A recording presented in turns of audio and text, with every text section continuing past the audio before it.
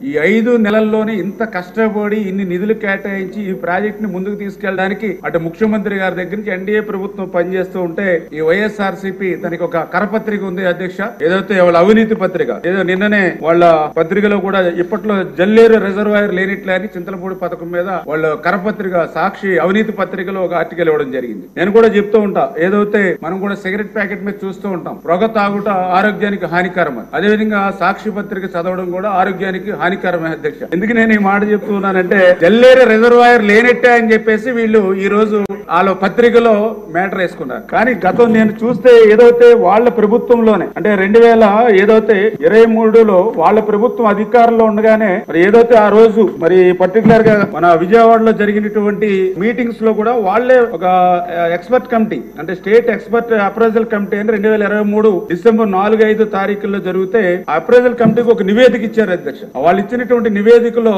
చాలా క్లియర్ గా submit affidavit for stating that no earthen dams and no reservoirs are proposed to be constructed in the project అంటే చాలా clear గా దాంట్లో affidavit submit చేశారు. ఈ చింతలపూడి ప్రాజెక్ట్ లో రిజర్వాయర్స్ ఏమీ కూడా మేము ప్రపోజల్ చేయట్లేదని వాళ్లే ఆ రోజు రిజర్వాయర్ ని ఎత్తేసినటువంటి పరిస్థితి అధ్యక్ష. దాని తర్వాత మళ్ళీ వాళ్ళు గవర్నమెంట్ కూడా ఒక లెటర్ కూడా రాశారు అధ్యక్ష. మళ్ళీ డిసెంబర్ 2023లో చాలా క్లియర్ గా అందులో కూడా మెన్షన్ చేశారు అధ్యక్ష.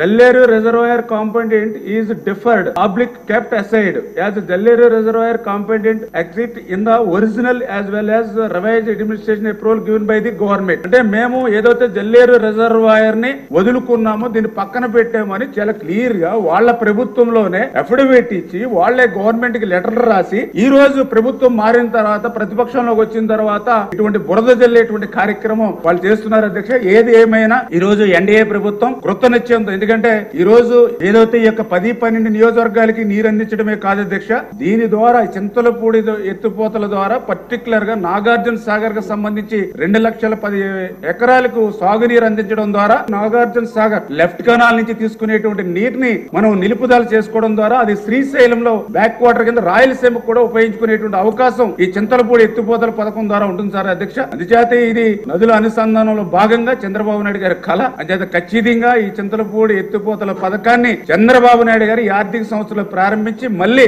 ఆయన ఈ యొక్క చింతలపూడి ఎత్తుపోత పథకం ద్వారా ఆ యొక్క గోదావరి నీటిని ఈ యొక్క కృష్ణా ప్రాంతానికి అందిస్తాం అధ్యక్ష.